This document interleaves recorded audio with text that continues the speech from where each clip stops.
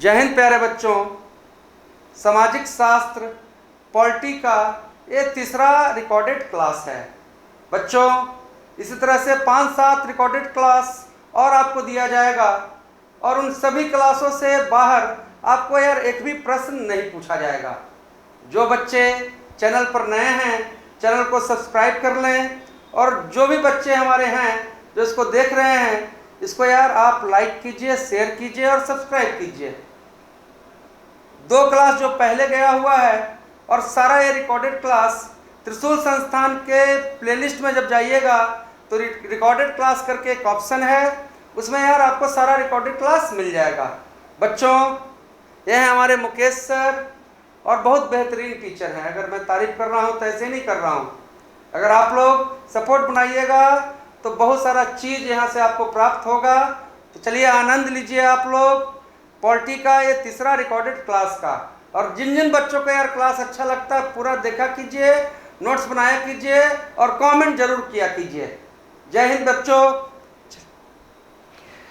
Hello friends, तो आज sir गुरुजी ने जैसा बताया तो आज हम लोग पॉलिटी के एक नए अध्याय की ओर जो कि संबंधित है भारतीय संविधान के महत्वपूर्ण अनुच्छेद। तो क्लास के स्टार्ट में हम लोग कुछ महत्वपूर्ण अनुच्छेद को पढ़ेंगे और उसके अंत में कुछ एमसीक्यू को लगाएंगे। तो चलिए आज का क्लास शुरू करते हैं। देखिए अनुच्छेद वन में देखिए संबंधित है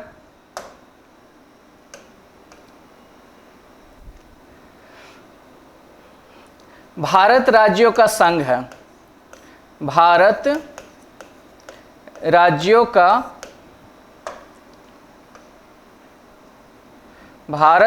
का संघ होगा।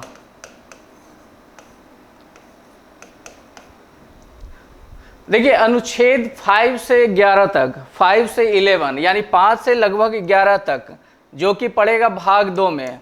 ये भाग 2 से संबंधित है और इसमें जिक्र है नागरिकता का। इसमें अलग अलग से क्वेश्चन नहीं आएगा, आपको सिर्फ याद कर लेना है कि नागरिकता का जिक्र कौन से भाग 2 में और अनुच्छेद 5 से लेकर के 11 तक। फिर देखिए एक महत्वपूर्ण अनुच्छेद है। हम लोग जितने भी अनुच्छेद पे बात करेंगे जिसमें मैक्सिमम टाइम जहां से क्वेश्चन पूछे जाते हैं, इस क्लास में आपको सिर्फ वहीं से देखिए अनुच्छेद 14। तो अनुच्छेद देखिए 14 से लेकर के 18 तक। देखिए भाग 3 में, भाग 3 जो है वो है मौलिक अधिकार से संबंधित। मौलिक अधिकार, वर्तमान में इसमें 6 तरह के मौलिक अधिकार का बात किया गया है जो कि मूल संविधान में 7 थे। संपत्ति के अधिकार को हटा करके अभी वर्तमान में 6 मौलिक अधिकार हैं, जिसमें से पहला 14 से लेकर के 18 तक, 14 से लेकर के 18 तक इसमें है समानता का अधिकार। तो 14 क्या हो जाएगा? विधि के समक्ष समानता। 14 हो जाएगा विधि के समक्ष समानता, विधि के समक्ष समानता का अधिकार। अनुच्छेद 15, अनुच्छेद 15 में बात किया गया है कि जाति, धर्म, वंश, जन्म स्थान। देखिए जाति, धर्म, वंश, जन्म स्थान और लिंग, ये 5 आधार का बात किया गया है जिसके आधार पर आप भेदभाव नहीं कर सकते हैं। यानी इसके अकॉर्डिंग समानता का बात कहा गया है। जाति, धर्म, वंश, जन्म स्थान और लिंग। चलिए आइए अनुच्छेद 16। अनुच्छेद 16 जो संबंधित है सरकारी जॉब यानी नियोजन में समानता का अधिकार।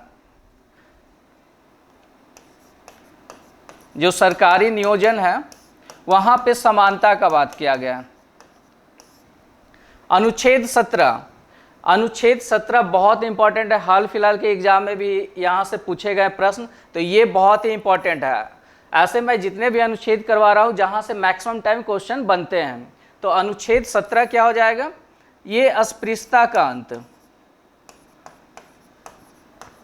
अस्पृश्यता का अंत। अस्पृश्यता मतलब छुआछूत। छुआछूत का अंत कौन से अनुच्छेद में? अनुच्छेद 17। अनुच्छेद 18, अनुच्छेद 18 में बात किया गया है उपाधियों का अंत, उपाधियों का अंत। फिर देखिए अनुच्छेद 19, जिसमें बात किया गया है वाक एवं अभिव्यक्ति की स्वतंत्रता, वाक एवं अभिव्यक्ति की स्वतंत्रता, जिसको हम लोग आम बोलचाल की भाषा में बोल सकते हैं कि एक बोलने की स्वतंत्रता। 19 में क्या है? ये बोलने की स्वतंत्रता। अनुच्छेद 21, तो अनुच्छेद 21 जो है ये जीवन का अधिकार यानी जीने का अधिकार।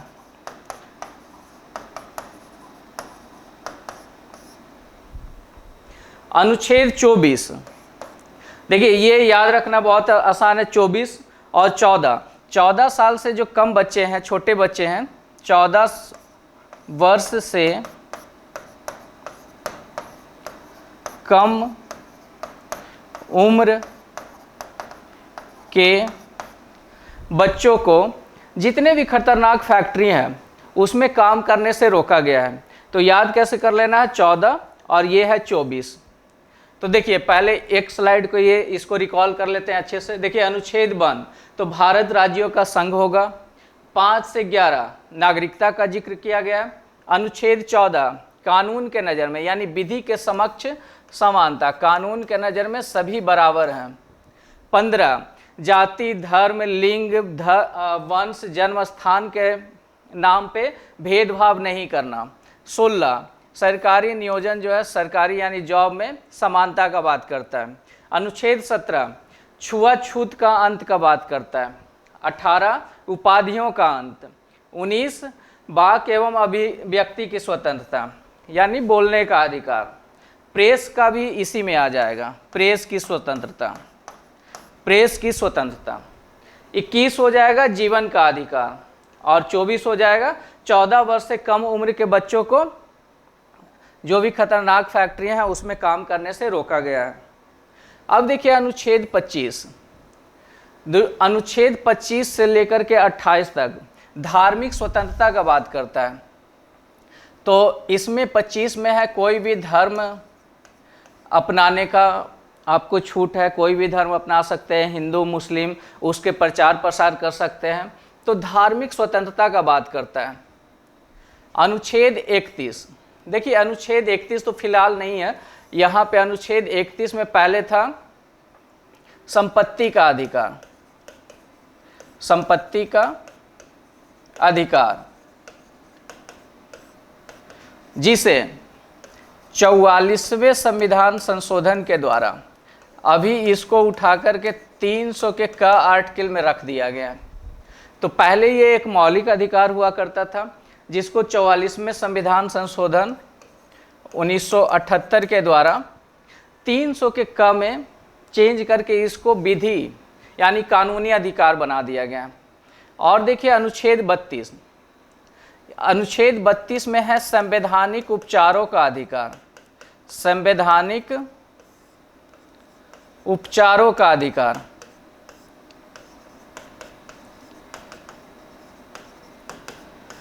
यानी मौलिक अधिकार में देखिए जितने भी अधिकार दिए गए हैं, जैसे समानता का अधिकार, बोलने का अधिकार, जाति, धर्म, लिंग, वंश, जन्म स्थान के आधार पर भेदभाव नहीं कर सकते हैं। अगर वो आपके साथ हो रहा है तो आप कहाँ पे जाइएगा, कहाँ आप मतलब कौन आपको बचाएगा उस सब चीज़ों से? तो उसके लिए आप डायरेक्ट अनुच्छेद 32 के द्वारा क्या है कि सुप्रीम कोर्ट को पावर है कि वो 5 तरह से रिट जारी करके, ठीक है, आपका जो मौलिक अधिकार है उसका हनन होने से बचाएगा। तो सुप्रीम कोर्ट अनुच्छेद 32 के तहत 5 तरह का रिट जारी करते हैं, जिस कारण से भीमराव अंबेडकर ने अनुच्छेद 32 को संविधान का आत्मा बोला है। अनुच्छेद 32 को संविधान का आत्मा कहा है। संविधान का आत्मा कौन है? अनुच्छेद 32। अब देखिए 39, अनुच्छेद 39। तो अनुच्छेद 39 में है महिला और पुरुषों को समान कार्य के लिए समान वेतन। महिला और पुरुष को, हम यहाँ पे मेल और फीमेल लिख देते हैं, महिला और पुरुष को समान कार्य के लिए समान वेतन।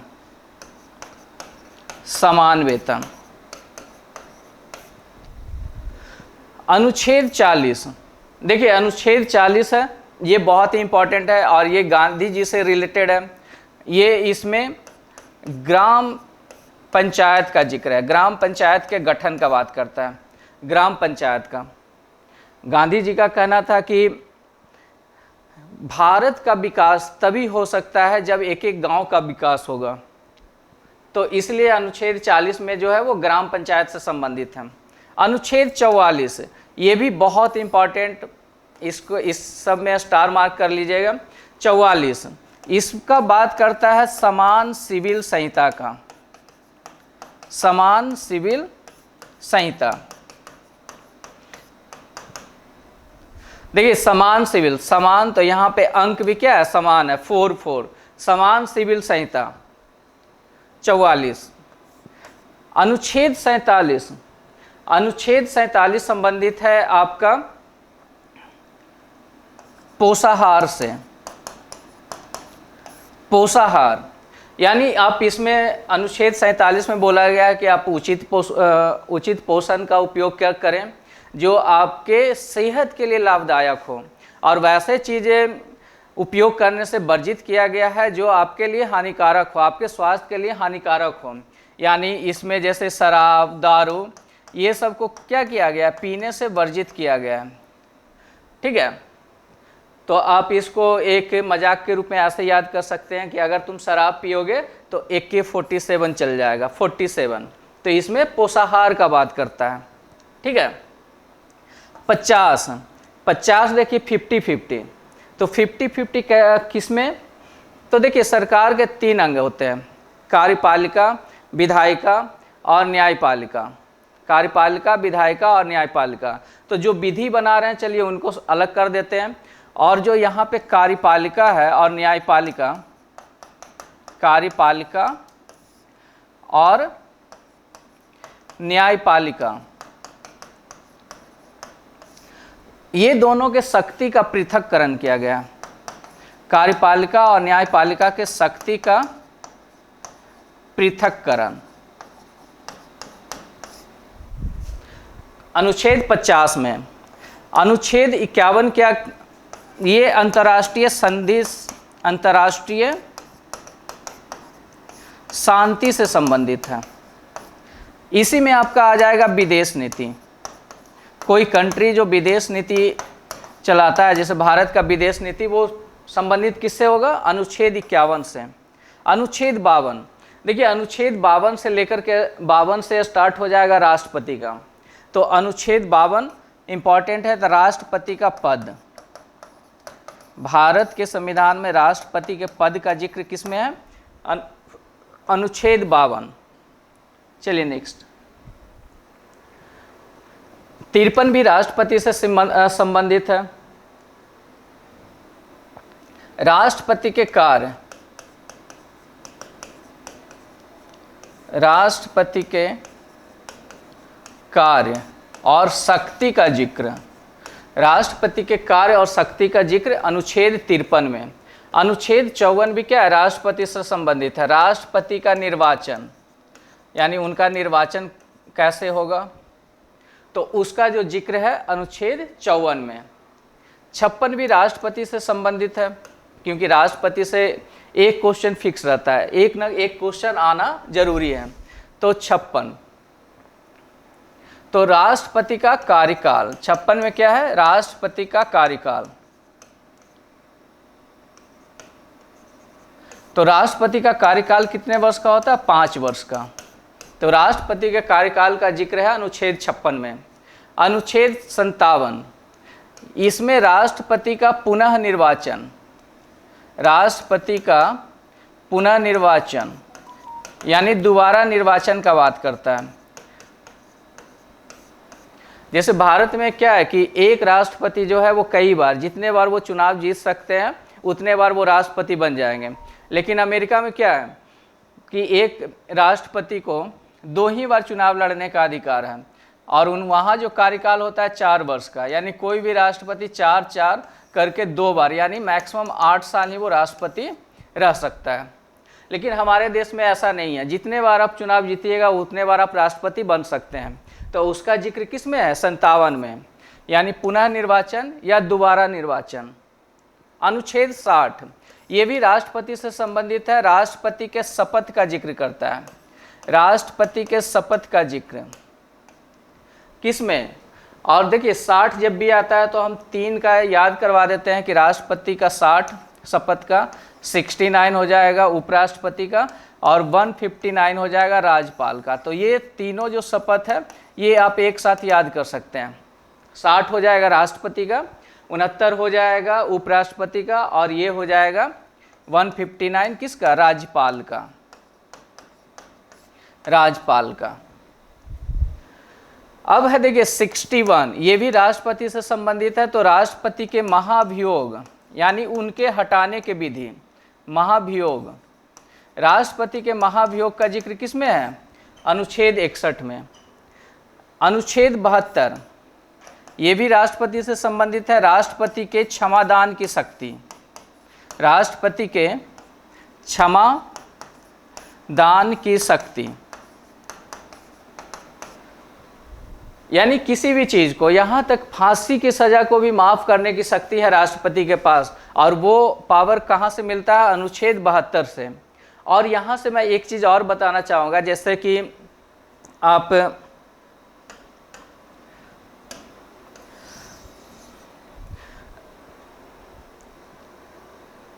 देखिए 72 से एक चीज़ मैं ये बताना चाह रहा हूँ कि 72 से लेकर के 111 तक जो भी आर्टिकल केंद्र के लिए है, उसी में अगर आप 89 को अगर जोड़ देते हैं तो वो अनुच्छेद बन जाएगा किसके लिए? राज्य के लिए बन जाएगा।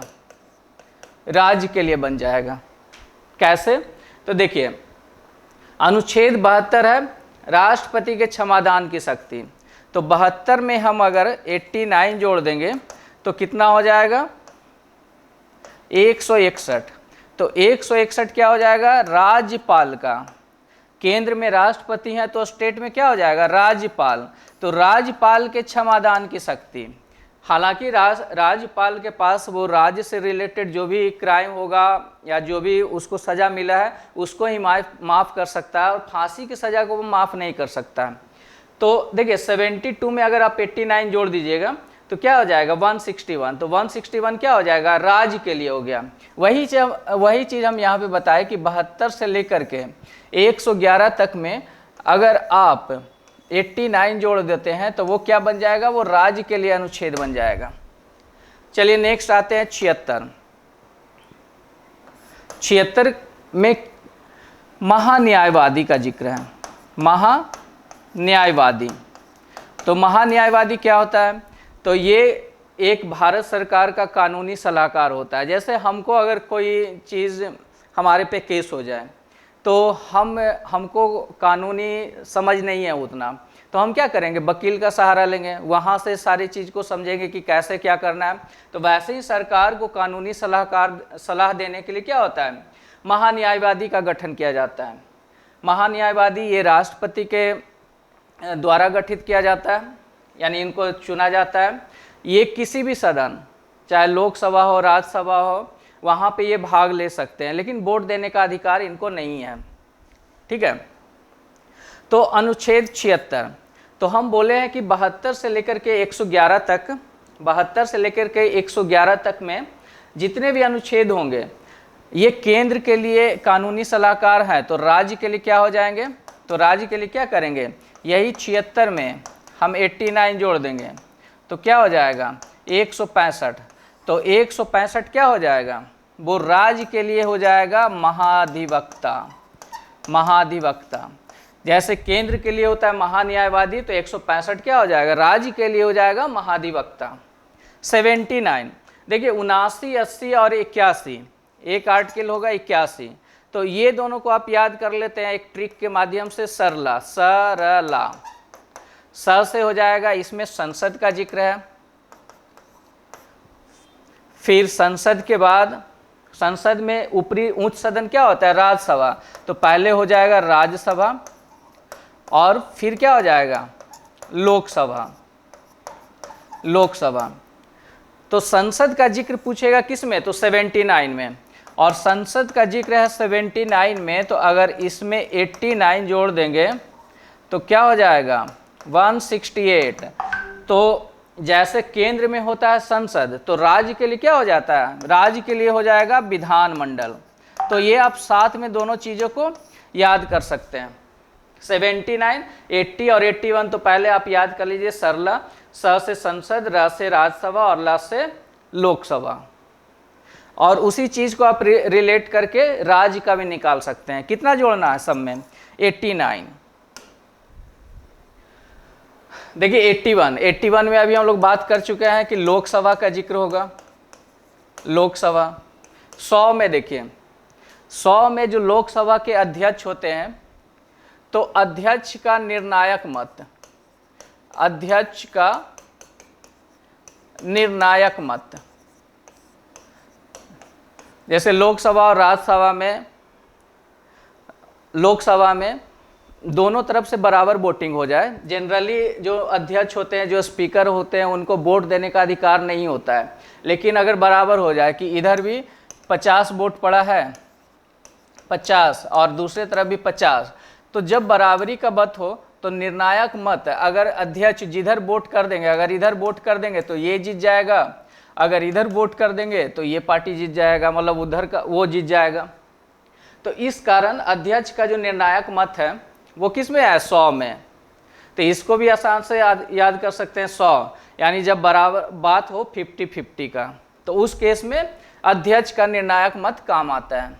108 क्या है? संयुक्त बैठक, लोकसभा और राज्यसभा का संयुक्त बैठक, लोकसभा और राज्यसभा का संयुक्त बैठक।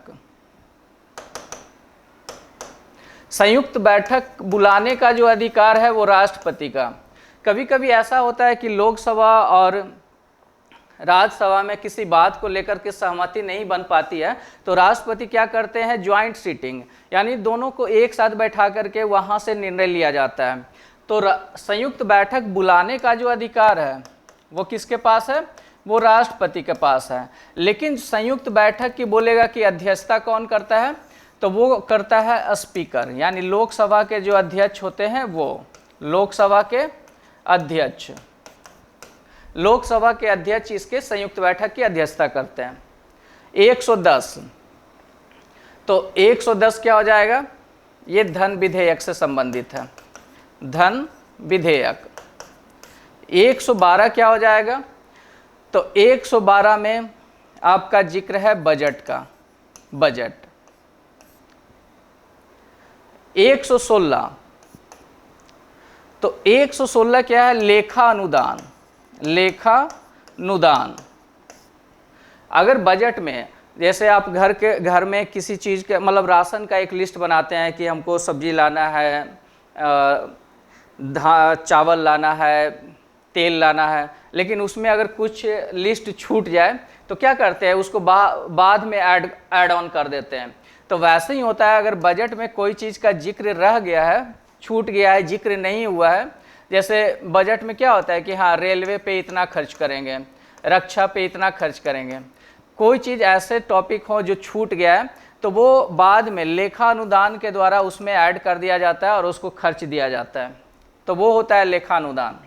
1, 2, 3, 1, 2, 3, तो ये भी किससे है? राष्ट्रपति से संबंधित है, राष्ट्रपति का अध्यादेश, राष्ट्रपति का अध्यादेश। 124 क्या हो जाएगा?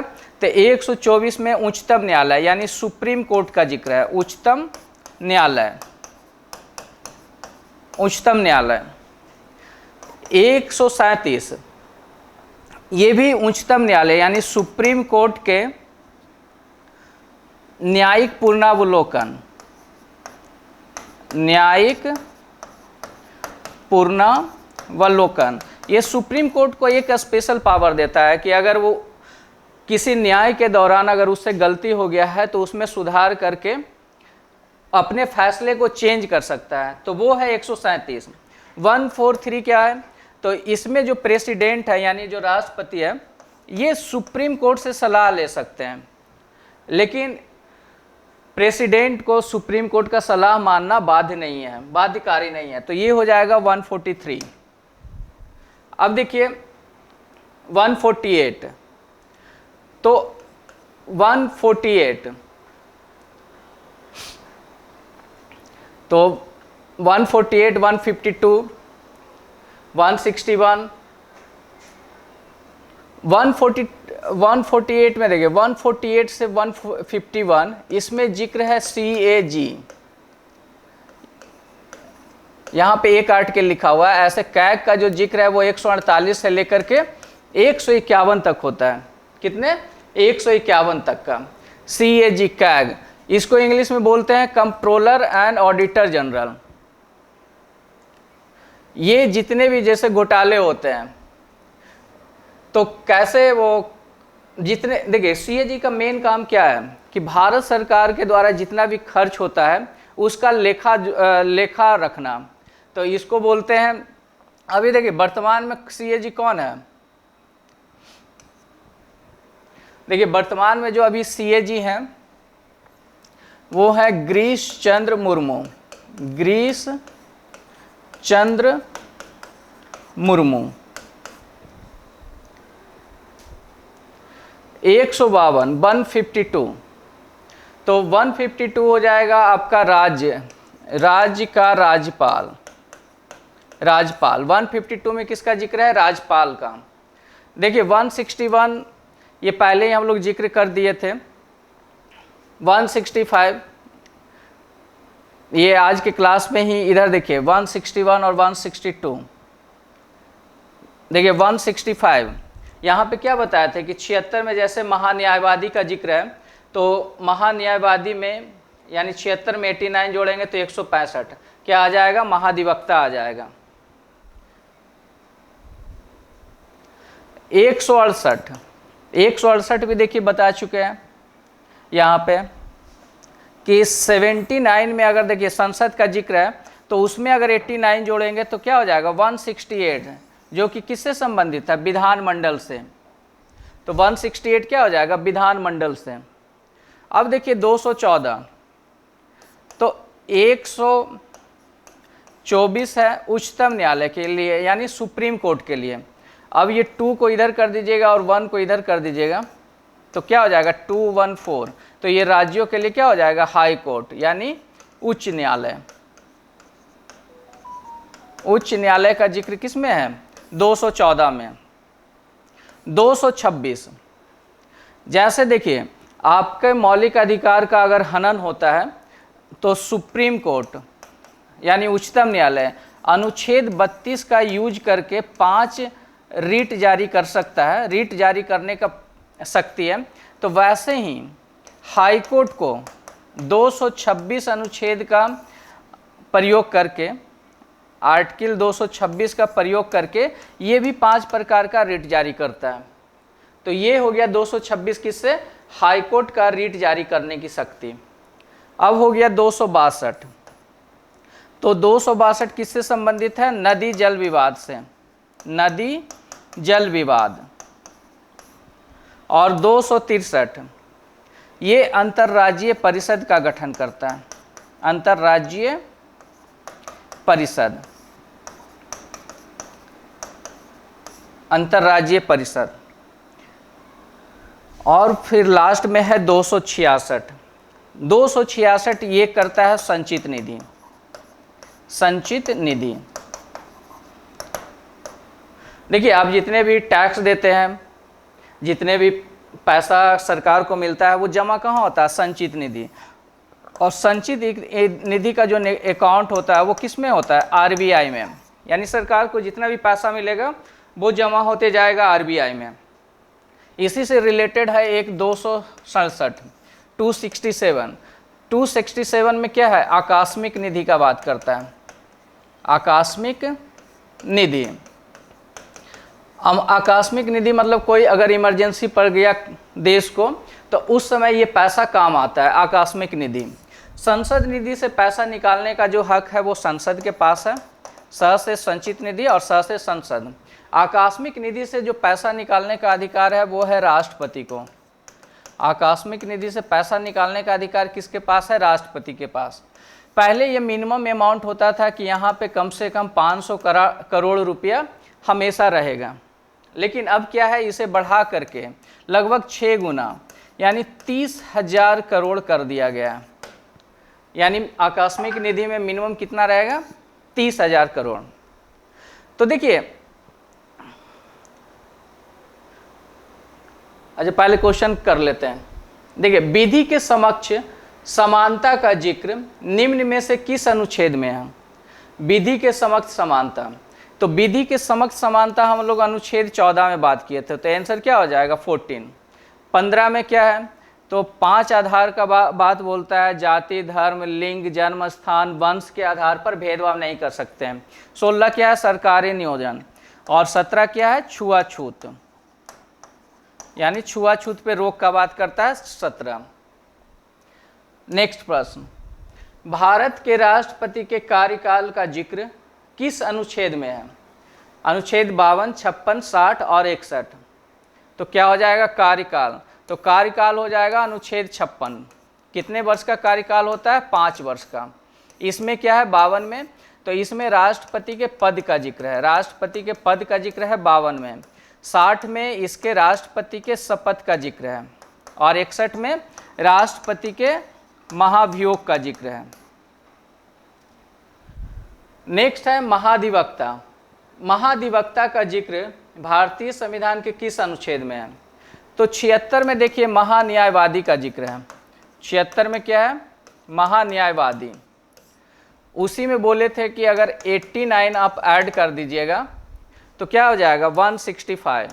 तो 165 जो है वो किससे है? महाधिवक्ता से। 148 किससे है? कैग से, कैग। नेक्स्ट, भारतीय संविधान के किस अनुच्छेद में समान सिविल संहिता का जिक्र है? तो समान सिविल संहिता, तो उसमें क्या होगा? अंक भी समान हो गए, तो आंसर क्या हो जाएगा? अनुच्छेद 44। और 40 किससे संबंधित है? ग्राम पंचायत से, ग्राम पंचायत, ये पोषाहार। और 14 क्या हो जाएगा? विधि के समक्ष समानता। नेक्स्ट है उपाधियों का अंत। उपाधियों का अंत किस में है? अनुच्छेद 14, 15, 17 या 18। तो उपाधियों का अंत किया गया अनुच्छेद 18 में। 17 में क्या हो जाएगा? छुआछूत का हो जाएगा। 14 क्या हो जाएगा? विधि के समक्ष समानता हो जाएगा, और ये 5 आधार का बात करता है।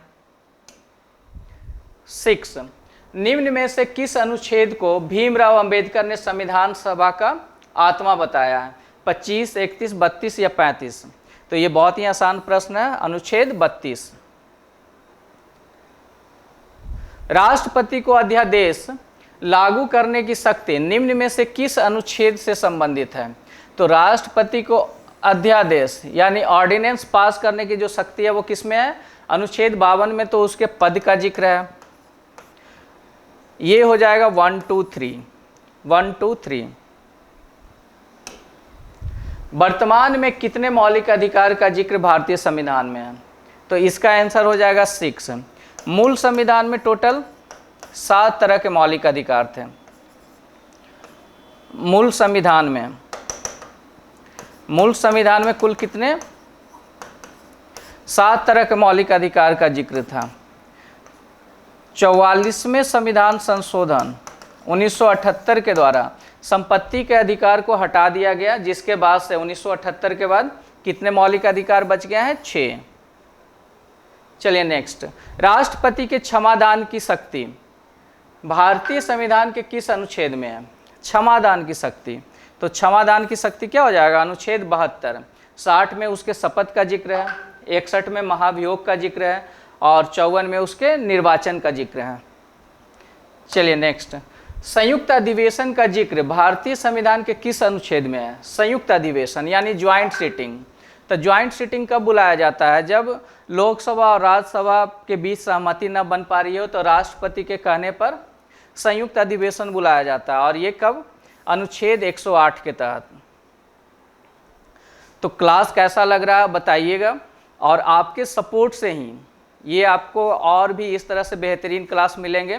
और बिहार पुलिस का मैक्सिमम क्वेश्चन आपको जो भी क्लास मिलेगा, लगभग 8 से 10 क्लास पॉलिटी का, वो सारे के सारे इंपॉर्टेंट होंगे और वहीं से टकराएंगे। तो चलिए मिलते हैं नेक्स्ट सेशन में नेक्स्ट क्लास के साथ। जय हिंद, जय भारत।